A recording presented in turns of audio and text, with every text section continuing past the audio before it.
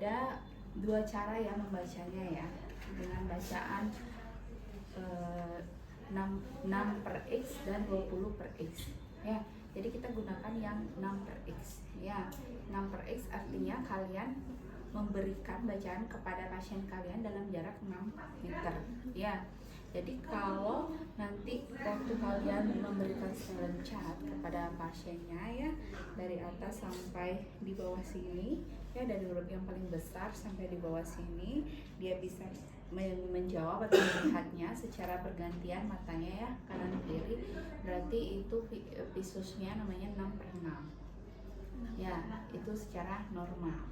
Kalau seumpamanya setengahnya atau tidak sampai bawah, yang misalnya sini atau sampai sini, jadi bacaannya hanya ada 3 ya. 6 per 6 itu untuk visus normal, semua bisa dibaca. Kalau dia hanya seperempat setengahnya, itu kita isi di 6 per 12, artinya dia tidak mampu membaca di jarak 12 meter seperti orang normal. Kalau orang normal 12 meter masih kelihatan juga ya.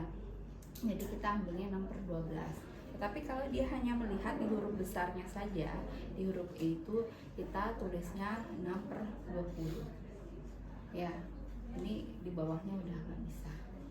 Kemudian ada juga kalau mata pasien atau penglihatannya ya umpamanya kurang jelas, hanya mampu melihat warna hitam dan ada warna terang ya, hitam atau terang, itu bacaannya 1 per tidak terhingga. Tahu ya tanda tidak terhingga dalam matematika, 1 sampai tidak terhingga itu biasanya dialami dengan orang-orang yang mengalami silindris ya. Jadi angka tuh kayak bayangan. Adik ada silindris nggak? Atau min aja? Min aja. Adik? Min aja. Jadi kalau orang dengan silindris itu huruf atau angka atau garis yang dia lihat tuh kayak bayangan aja, nggak menyatu ya, sehingga itu kita bacanya 1 per tidak terhingga karena nggak jelas, kecuali menggunakan kacamata khusus silindris baru dia bisa menyatu hurufnya ya. Kita gunakan 6 yang 6 per X ya. Paham ya bacanya ini? Oke, dalam pemeriksaan persepsi sensori di bagian mata itu yang kita butuhkan itu adalah salah satunya fenolid ya. Ini ya.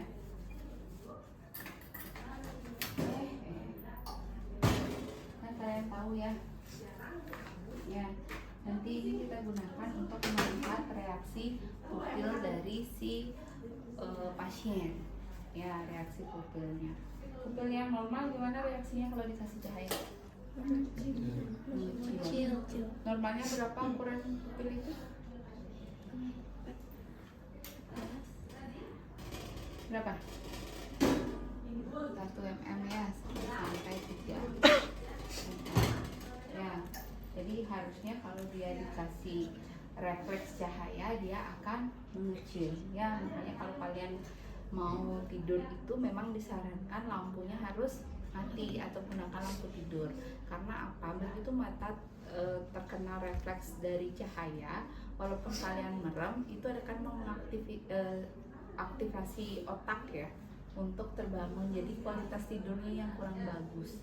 Jadinya kayak tidur ayam tuh. Yang mau tidur tapi rasanya belum tidur pulas gitu. Jadi disarankan untuk mematikan lampu atau mengurangi cahaya ya.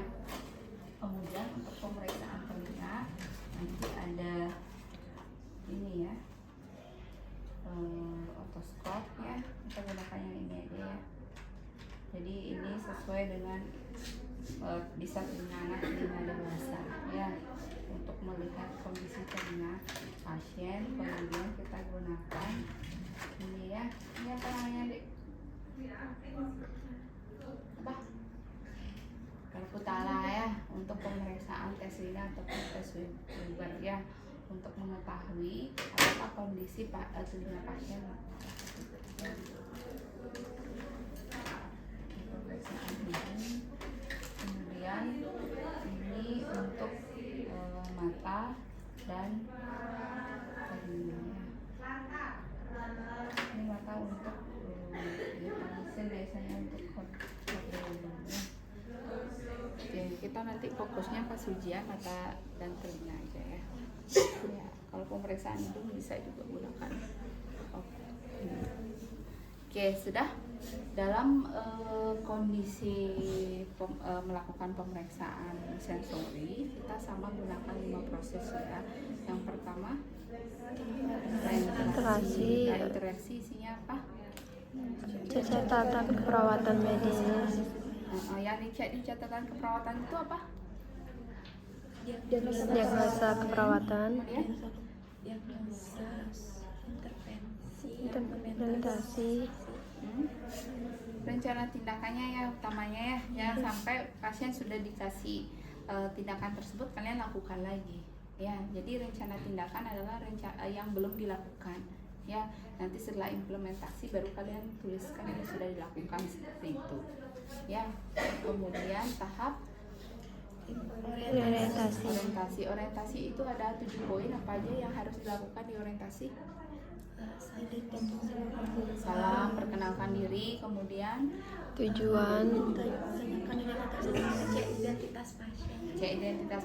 Identitas pasien dicek dengan 2 identifikasi. 1 menanyakan nama, 2 bisa nomor RM atau tanggal lahir pasien ya, karena namanya bisa aja sama ya. Yang ketiga jelaskan tujuan, keempat prosedur, kemudian kontrak waktu, tanya keluhan pasien, dari pasien kesempatan untuk bertanya ya. Kalian harusnya udah hafal ya. Sudah, kemudian baru ke tahap kerja. Tahap kerja yang pertama kali kalian lakukan adalah menjaga privasi pasien ya, entah itu tutup sampiran, entah itu tutup pintu, kan tergantung kondisi kelas pasien yang kalian rawat ya. Jadi kalau dia kelas 1 ya jangan nyari sampiran ya. Kemudian cuci tangan efektif ya, gunakan sarung tangan.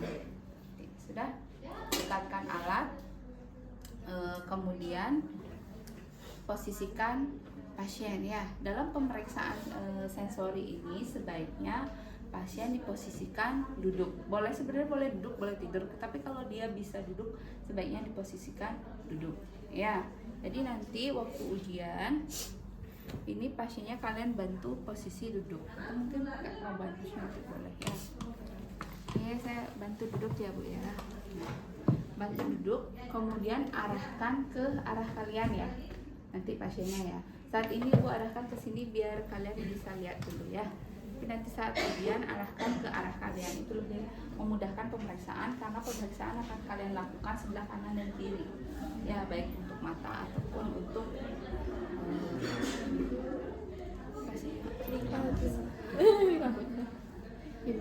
ya. Oke, yang kita lakukan pemeriksaan di mata dan telinga apa? Untuk pemeriksaan fisiknya apa?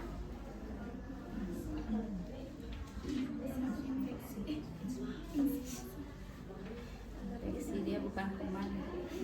Inspeksi. Jadi inspeksi dan palpasi. Jadi nggak ada auskultasi ataupun perkusi ya. Jangan gunakan stetoskop di mata ataupun di telinga ya. Oke, apa yang kita inspeksi? Oke, kan kesimetrisan mata ya. Bentuk matanya gimana? Sipit atau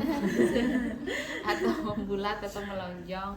Kemudian ada beberapa kelainan di mata, misalnya ada exophthalmos, tahu nggak itu?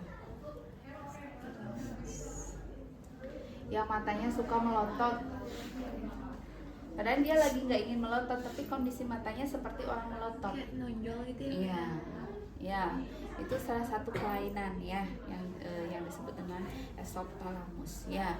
Jadi ada nggak seperti itu? Kemudian kalian bisa ya strabismus itu apa? Bola mata aja. Gimana? Yang kesini gitu, kayak nggak Teratur guling ya.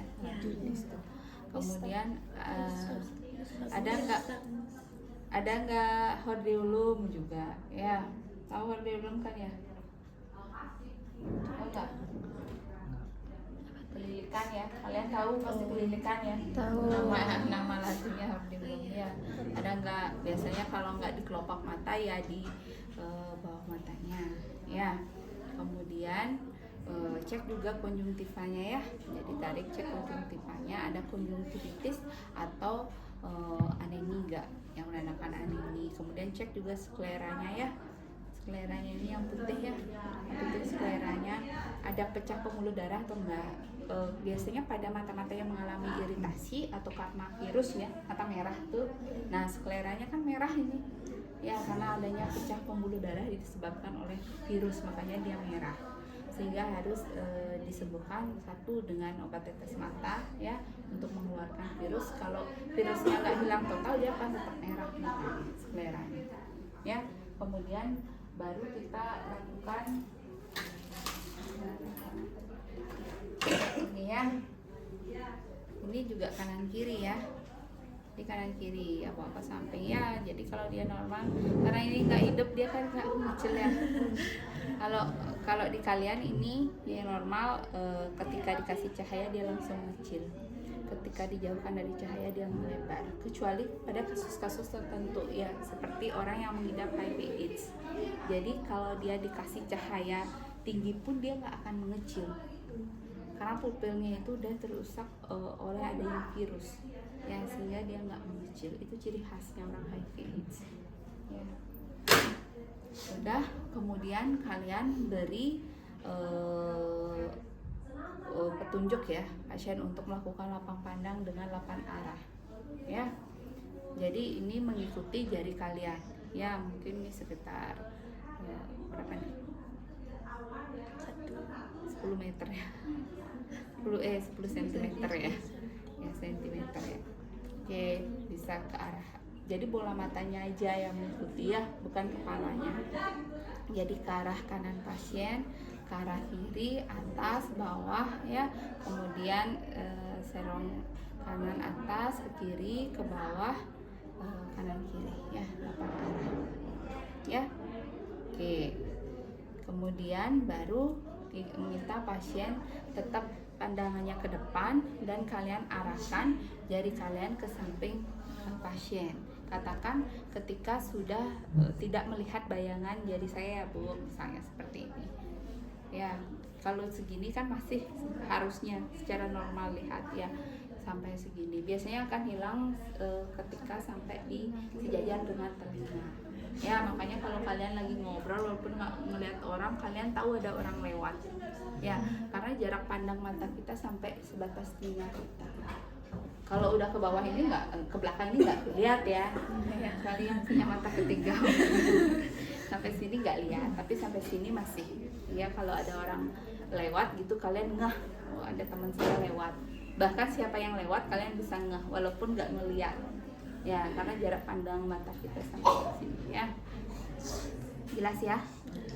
Oke, itu untuk pemeriksaan inspeksi. Kemudian kalian juga bisa lakukan palpasi ya, bisa lakukan palpasi dari daerah dalam ke luar.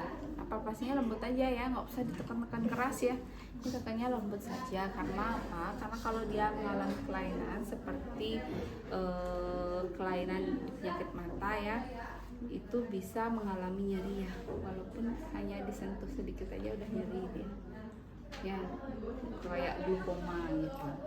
Glaukomanya belum membengkak tapi nyerinya udah luar biasa di sini, karena saraf di matanya semua udah terkena gitu ya. Jelas ya? Nanti kalau mau membersihkan, umpamanya mau memberikan salep mata ya, bisa nanti kalian ganti handscoon, tapi nanti waktu kita ujian kita fokus aja di pemeriksaannya ya, nggak usah pemberian salep. Jadi kalian bisa gunakan handuk kecil ya, kemudian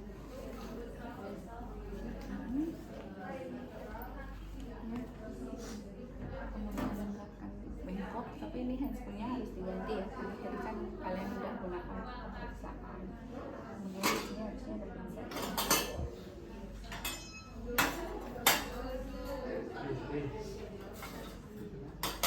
ya, bisa gunakan cairan ini ya, atau air juga bisa. Yang bagusnya sih air hangat juga bisa ya, tapi kalau mata merah biasanya kita juga bisa basuhnya dengan air garam ya. Karena apa? Kandungan garam apa?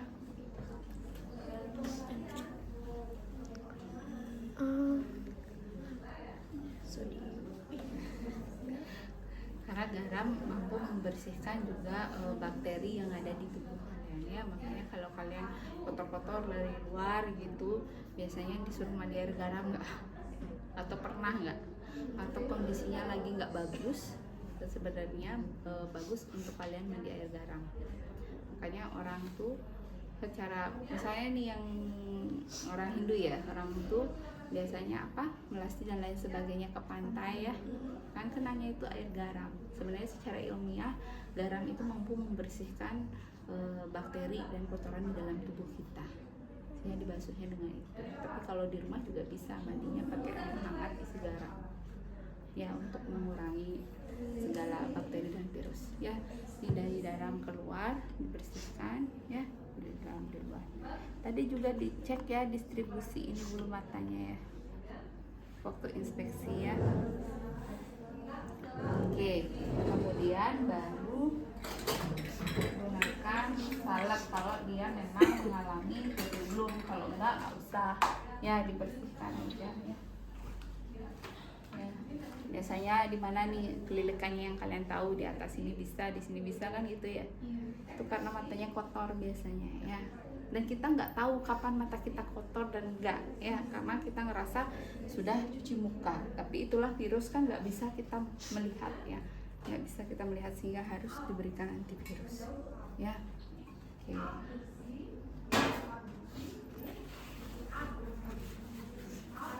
Udah jelas ya. Oke, baru kita lakukan pemeriksaan tapi nanti nggak usah lah ngasih salep ya, langsung aja pemeriksaannya fokusnya. Nah coba pegang deh satu. Ini arahnya harusnya 6 meter ya. Nah kalau pemeriksaan ini minta pasien menutup salah satu matanya. Kalau mau mengecek mata kiri, maka mata kanannya ditutup dulu oleh pasiennya sendiri nanti. Begitu juga yang kiri. Baru kalian tunjuk, kamu coba tunjuk dari atas deh. Ya. Nah itu apa Bu? Bisa nggak dia menyebutkan lagi ke bawah? Kalau dia sampai di angka 5, dia bisa. Misalnya tuh yang P, E, C, yang 5. Terus di bawahnya dia nggak bisa, berarti kita isi khususnya dia 6/12. 6/12. Ya, tapi nanti kalau pasiennya bisa sampai di angka 10 ya, yang paling kecil itu ya, F, D, P, L, nah semua dia bisa 6/6 bisa ya. Kalau pasien hanya bisa di angka E yang paling gede, berarti 6/20. Itu biasanya kondisi min gitu ya, jadi perlu kacamata kuning. Hanya saja kalau pasien nggak bisa melihat hurufnya, padahal dia nggak buta huruf ya, nggak bisa, hanya bisa melihat warna terang dan gelap, itu kita bacanya 1 per tidak terhingga. Jadi perlu pemeriksaan lanjut untuk menentukan dia ada silindris atau yang lainnya. Biasanya silindris yang membuat seperti itu. Ya, oke, jelas ya? Jelas. Oke. Kalau yang nggak pakai kaca ya pasti 6/6 khususnya ya, kecuali adik-adik yang pakai kaca. Minnya berapa deh? Kayaknya sekarang udah naik sih Bu. Kenapa bisa merasa udah naik? Ya karena Sudah nggak cocok ya, kacanya.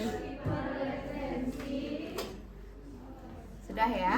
Kemudian kita lanjutkan ke pemeriksaan. Nanti lanjut aja ya, biar kalian nggak 2 kali waktu ujian, biar nggak 2 kali prainteraksi gitu. Tapi semata langsung ke telinga. Ya, di pemeriksaan telinga itu yang perlu kita lihat adalah apa? Kemudian kita lihat simetrisan, kita lihat telinganya dalam kondisi normal atau enggak dalam telinganya ya. Kemudian kita lakukan juga pemeriksaan dengan menggunakan otoskop ya. Jadi ini kalau untuk orang dewasa bisa gunakan ini ya, yang paling kecil baru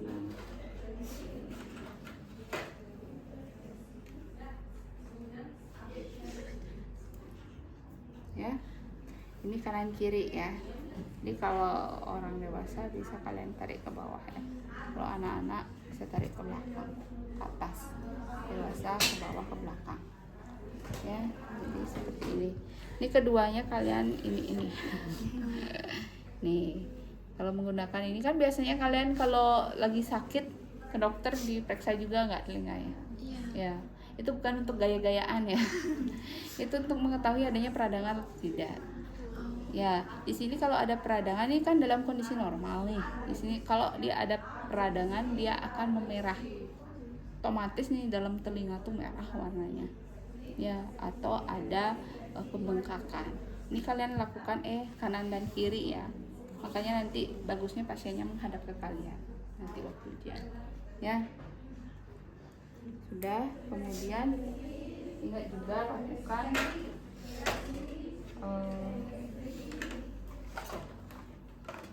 palpasi pasiennya ya. Dan juga lakukan palpasi ya. Palpasinya ini juga dari tragus ya. Biasanya kalau kalian mengalami radang tenggorokan ini juga ditekan segini aja udah sakit ya. Di tragus, kemudian kartilagunya juga ya, daun telinganya juga ya. Lakukan tekanan. Udah? Oke. Kemudian baru kita lakukan pemeriksaan dengan menggunakan garpu talah. Jadi pegangnya di sini nanti ya. Jadi ketika kalian membunyikan, nanti pegangnya di sini. Jangan di sini. Kalau di sini nanti akan bergetar. Ya. Getarannya hilang gitu. Karena kalian deaf ya. Jadi pertama ini kita lakukan di mastoidnya pasien ya, di belakang telinga ya. Bilang sama pasien kalau sudah merasakan getarannya selesai, katakan ya Bu gitu. Ya, ini getarannya udah selesai nih, baru pindahkan secara paralel di depan pasien. Masih menguing nggak gitu ya. Normalnya sih dia harusnya lebih dari 7 detik semuanya dalam kondisi normal ya rasa. Udah, baru kita lakukan tes Weber di teradahi pasien atau di punggungnya ya. Tolong angkat tangan kalau getarannya sudah selesai. Kalau lebih dia dari 7 detik otomatis ya. Coba sini deh. Atau kamu jangan ini mundur. Coba nanti kalau getarannya udah selesai, angkat tangan ya. Coba ya, apakah kamu normal?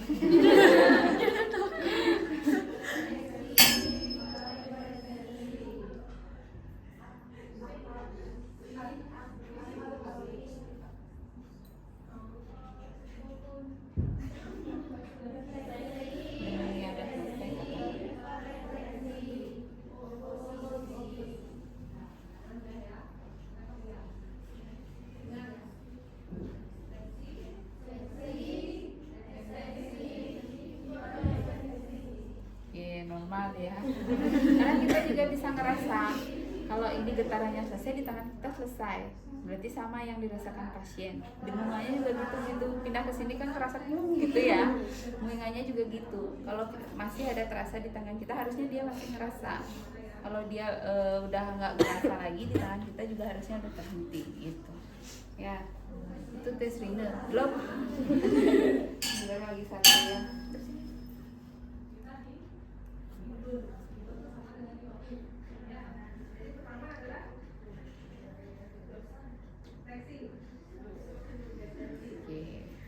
Berarti masih normal telinganya ya. Kalian cek di telinga masing-masing ya. Kalau misalnya ada yang kurang dari 7 detik tuh, Nah, berarti perlu pemeriksaan lebih lanjut dia. Satu, bisa terjadi karena serumen memang.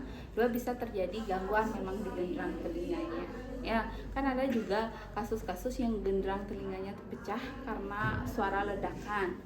Misalnya kembang api atau lain sebagainya. Ya, makanya kan kalian nggak boleh teriak-teriak ya. Makanya temannya terkejut, bisa genderang telinganya pecah, bisa terjadi pendarahan di telinga. Bisa juga biasanya diakibatkan oleh adanya kecelakaan karena benturan keras yang pecah gitu. Itu jadi tesnya itu pasti kurang dari itu 7 detik ya, sehingga perlu pemeriksaan lebih lanjut atau perlu membutuhkan alat bantu dengar ya. Jadi itu untuk pemeriksaan telinga. Nanti sama ya, kalau umpamanya memerlukan dia tetes telinga, sama tahapnya tadi ya, seperti membersihkan mata tuh bersihkan telinganya dulu baru kasih tetes telinga. Ya. Udah? Jelas ya? Jelas. Gampang kan ya? Ya itu aja. Setelah itu kalian lakukan terminasi ya. Udah selesai tahap kerja, kalian lakukan terminasi ya. Posisikan dulu dia lagi kembali tidur ya. Ya. Kemudian lakukan tahap terminasi. Bagaimana? Tanyakan ke ibunya bagaimana tadi setelah dilakukan pemeriksaan mata dan telinga ya, kasih dia umpan balik positif ya, terima kasih sudah kooperatif, saya instruksikan sehingga pemeriksaan kita berjalan lancar. Kontrak waktu selanjutnya saya katakan kepada pasien apakah ada yang ingin ditanyakan terlebih dahulu, kalau tidak ya kalian bisa kembali ke nurse station dengan nanti kalau ada perlu apa-apa boleh pasien memencet bel atau minta keluarganya menurut rawat ya. Baru dokumentasi semuanya, ingat buka handphone, cuci tangan lagi. Jelas ya? Ada yang ingin ditanyakan dulu? Izin, untuk ujiannya itu berarti nggak ada masalah mata? Nggak usah, pemeriksaan aja. Berarti Iya, bersihin mata itu nggak usah? nggak usah. Berarti dari mata langsung ke telinga? Ya gitu aja, biar nggak bolak-balik kalian nanti berinteraksi. Tapi kasih ininya keduanya. Kasih checklist yang keduanya. Ya, biar nggak 2 kali kalian mesti prainteraksi ya. Kita ambilnya mata dulu.